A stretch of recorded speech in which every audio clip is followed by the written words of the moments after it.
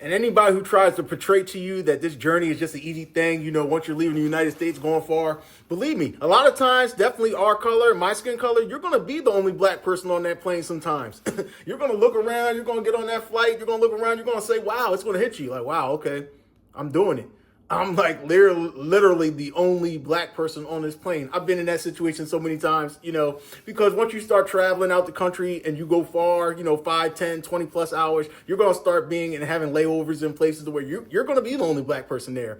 You're not going to have that support. You're going to feel like, okay, it's just me. I have to represent, not only represent myself, I have to keep myself safe. I have to be a strong person mentally. There might be 5 to 6 to 10 different languages being spoke around you. You don't understand any of them. You might be the only person from America on the plane or in that area. I've been that person. You have to be self-strong, and you have to be aware of this, because it will be overwhelming if you don't consider these things. You have to remember, you're not just taking a flight to a state, within the United States, and you're an American and you go there and everybody's speaking American, even though it's far from where you live. It might be a 6, 7 hour, 8 hour flight, but whatever. You think this is just the same thing. This is a whole different ball game. You're international now. You're going into different customs, different cultures, different people. You're going to look different. They're going to talk different. You're going to be stopping at places that are under Islamic rule, like Qatar, Doha. I love that place. I fell in love with it years ago because it's always one of my stops when I fly Qatar, and before I land in BKK. So I love Qatar. Very clean place, very welcoming people, but it's under Islamic rule. So you have to know what's going on. You have to be strong and aware. Do your research. This is a due diligence thing.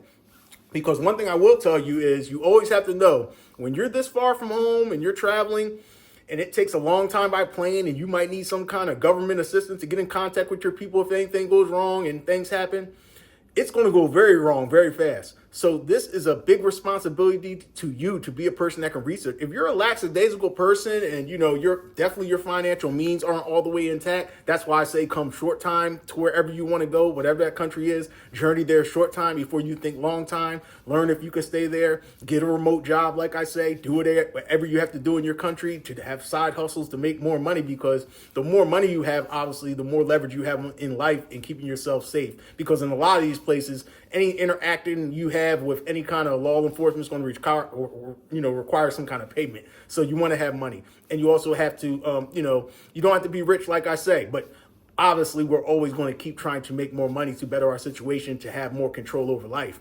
But I don't care how much money you have. Once you leave your country and you're hours away on a plane, it's going to take a long recovery time for anything that goes wrong. Your bank cards or anything like that, be secure in that. Have extra bank cards. Do all your due diligence. Get a Wise card. That's a Visa card you can get that will automatically convert your currency for you. I'm a big person on that. The Wise card, WISE,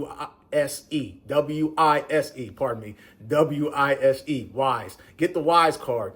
That'll help you a lot. Learn the currency where you're going. Learn because you want to dominate with your US dollar. That's what you want to do. That's where I want to go. Now, if you're a person who has no financial limits, you can go wherever you want. A lot of places cost a lot more and you can do whatever you do. But that's not my thing. I didn't leave the United States to be paying more personally. I left the United States to live a luxury lifestyle, paying less, working less, and enjoying more of life and, seeing different things, learning different cultures and traveling and, having my footprint on earth in more places, having places to go in different places, different options, different countries, different foods, and, just feeling a different level of life. But, also know the weather where you're going. That's key. Know if it's a super hot place.